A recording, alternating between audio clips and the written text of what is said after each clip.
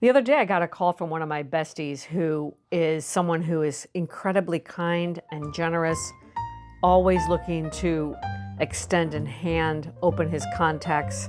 He's a master networker in the kindest and most generous way. And he was telling me he had just been a judge on a panel. People were pitching their business ideas. And he was telling me how fascinating it was and how great the proposals were. We were just talking about innovation and startups and that kind of thing. Then he talks about 2 or 3 in particular that he thought were really interesting. And he said, I don't really know if I can help them. He's someone who genuinely loves to help people and is the first to raise his hand. And before I knew it, I blurted out, stop saying help. It can have a really negative connotation as if they are helpless or incapable. It's much better to say, I'm not sure how or if I can support them. He immediately said, you're right. Thank you for saying that. It brought to mind someone who I used to work with who was a very powerful person, used his power in a way that was generous and at times became overbearing. He used the word help a lot. And at one point I was on the receiving end of that and I didn't want it.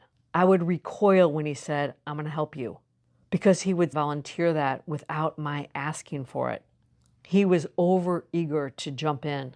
And for some reason, it made me uncomfortable. So what happened was I never asked him for anything. Anyway, the person I was just talking about who was a judge on this panel and wanted to help these emerging small businesses is not overbearing, but he can oftentimes overextend himself and sometimes get a little resentful when his efforts are not acknowledged or appreciated. But here's the thing. There's a fine line between what's called compulsive caregiving, when you derive your sense of self-worth by helping others. And it can be a subconscious compulsive thing. There's a difference between that and a genuine desire to support others in achieving some goal or desired outcome.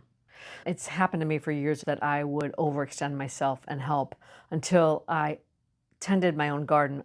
I use this language to tend your own garden. And in my case, it was therapy and self-examination.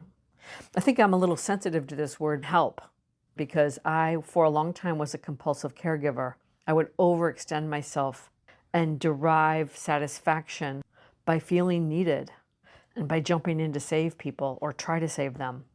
And of course, that's something that was examined and unpacked in therapy. And I can now look and see how in my past relationship, I jumped in too much to try to be the savior, to try to help, to try to guide. It's a controlling mechanism, but it's also something related to a lack of self-esteem, actually. And I'm not a therapist, but the point I'm trying to make is that I think it's important to be aware of how you use the word help and to examine your intentions and where it's coming from when you offer to help someone. It's almost like the word help is about you. I'm going to help them. It's about you helping them. And the word support, I think, is more balanced. How can I support you? What can I do to support your dream?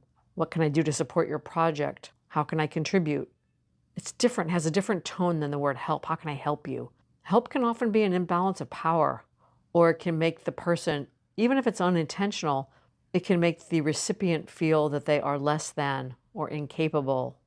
It's like the word support is more of an energetic match when your intention is really truly to help someone achieve their goals or their desired outcome.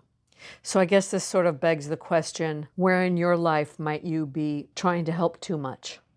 Where are you jumping in too quickly and perhaps needing to dial it back? It's one thing to offer and it's another thing to jump in. I know because I've been the recipient of that and I've also been the doer of that. So I just thought I'd offer that up today because it's in my thoughts. I can really see my friend's intention and simply switching the word from help to support. It's a reframe that can trigger clarity about the intention behind wanting to support someone. I'll leave it at that. That's all for now. Until next time, from my heart to yours.